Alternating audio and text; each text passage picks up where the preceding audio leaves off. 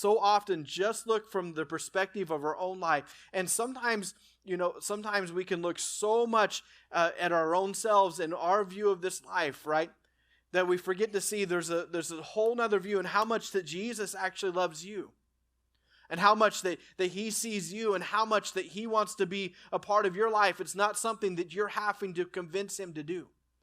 So when we flip this and we see that maybe sometimes there is a shut door to the heart of our own lives. Maybe there's a door that Jesus is knocking on in your life that he desperately wants you to open up.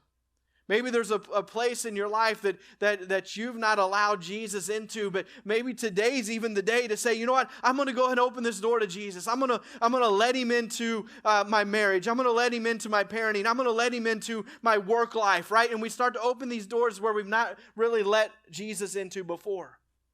I'm going to let him into the dysfunction of my home. And this is something that we do because we do this physically all the time. If somebody is knocking at your door unexpectedly, how many times do you scatter and you run? Shh, nobody's home, right? Or if and it's like, quick, clean it up. Don't show the mess, right? That's why it takes forever sometimes to even you invite somebody. Maybe you guys don't have this problem, maybe that's why sometimes you have to plan things so far in advance to say, okay, maybe in 3 weeks my house will be clean, right? And ready for somebody to come over.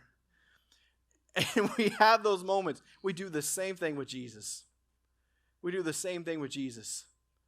There he is, knock on the door. He's ready to come in. He wants to be a part of the dysfunction that already exists in your life. He can handle the dysfunction of your life.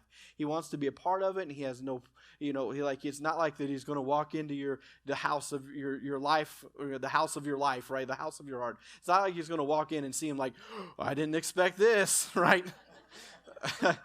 Oh, man. This is way too much dysfunction for me. Like, this is way too big of a mess, right? It's not like he's going to be like this, right?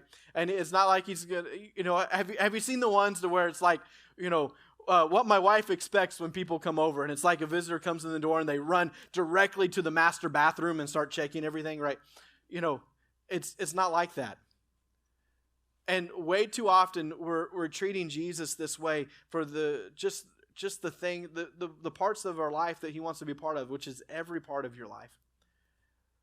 But those parts that we've closed off to him and say, well, it's a little messy right now. Let's go ahead and plan for next Tuesday night. Tuesday comes around. Oh, man, busy, not feeling very well, not up to it. Let's go ahead and reschedule again. And we do that same thing to Jesus when he very much wants to be part of your everyday life.